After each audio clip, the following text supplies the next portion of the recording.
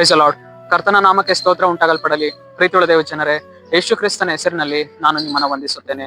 ಕೀರ್ತನೆಗಳು 119ನೇ ಅಧ್ಯಾಯ 2ನೇ ವಚನದಲ್ಲಿ ವಾಕ್ಯವು ಈ ರೀತಿಯಾಗಿ ಬರೆಯಲ್ಪಟ್ಟಿದೆ.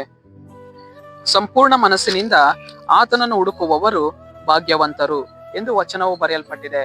ಅಂದರೆ ಪ್ರೀತಿಯುಳ್ಳ ದೇವ ಜನರೇ, ಕರ್ತನು ಈ ಮುಂಜಾನೆ ವೇಳೆಯಲ್ಲಿ ಆತನ ನಮ್ಮೊಟ್ಟಿಗೆ ಈ ರೀತಿಯಾಗಿ ಮಾತನಾಡುವವನಾಗಿದ್ದಾನೆ. ಏನೆಂದರೆ, ಸಂಪೂರ್ಣವಾದ ಮನಸ್ಸಿನಿಂದ ನಾವೇನ್ ಮಾಡಬೇಕು? ಆತನನ್ನ ಹುಡುಕಬೇಕು. ಆತನ ವಾಕ್ಯಗಳನ್ನ ಅನುಸರಿಸಿ, ಆತನ ವಿಧಿ ನಿಯಮಗಳನ್ನ ನಾವು ಅನುಸರಿಸಿ, ಆತನ ಕಟ್ಟಳೆಗಳನ್ನ ನಾವು ಕೈಗೊಂಡು ಆತನ ನಾವು ಯಾವ ರೀತಿಯಾಗಿ ಹುಡುಕಬೇಕಂದ್ರೆ, ನಮ್ಮ ಸಂಪೂರ್ಣವಾದ ಮನಸ್ಸಿನಿಂದ ನಮ್ಮ ಕರ್ತನ ನಾವೇನ್ ಮಾಡಬೇಕು? ಹುಡುಕಬೇಕು. ಕರ್ತನೆ, ನಾನು ಸಂಪೂರ್ಣವಾಗಿ ನಿನ್ನನ್ನು ಹುಡುಕಬೇಕು ಸ್ವಾಮಿ. ನನ್ನ ಸಂಪೂರ್ಣವಾದ ಮನಸ್ಸಿನಿಂದಲೂ ನನ್ನ ಸಂಪೂರ್ಣವಾದ ಪ್ರಾಣದಿಂದಲೂ ಕರ್ತನೆ ನಾನಿನ್ನು ಹುಡುಕಬೇಕು ಎಂದು ಹೇಳುವಾಗ, ಕರ್ತನು ಇನ್ನು ಹೆಚ್ಚಾಗಿ ನಮ್ಮನ್ನ ಏನ್ ಮಾಡುವವರಾಗಿದ್ದಾರೆ ಅಂದರೆ ಬಲಪಡಿಸುವವರಾಗಿದ್ದಾರೆ. ಈ ನಮ್ಮ ದಿನಗಳನ್ನ ನಾವೇನ್ ಮಾಡ್ಬೇಕು? ಪರೀಕ್ಷಿಸಿಕೊಳ್ಳಬೇಕು. ನನ್ನ ಕರ್ತನನ್ನ ನಾನು ಇವತ್ತು ಯಾವ ರೀತಿಯಾಗಿ ಹುಡುಕ್ತಾ ಇದ್ದೇನೆ?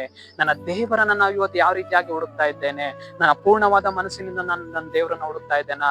ನನ್ನ ಪೂರ್ಣವಾದ ಬಲದಿಂದ ನನ್ನ ಕರ್ತನನ್ನ ಆರಾಧಿಸ್ತಾ ಇದ್ದೇನಾ? ನನ್ನ ಪೂರ್ಣವಾದ ಪ್ರಾಣದಿಂದ ನನ್ನ ಕರ್ತನ ಸಮ್ಮುಖದಲ್ಲಿ ನಾನು ಕುಳಿತುಕೊಳ್ತಾ ಇದ್ದೇನೆ ಎಂದು ನಮ್ಮನ್ನು ನಾವೇ ಏನ್ ಮಾಡಬೇಕು?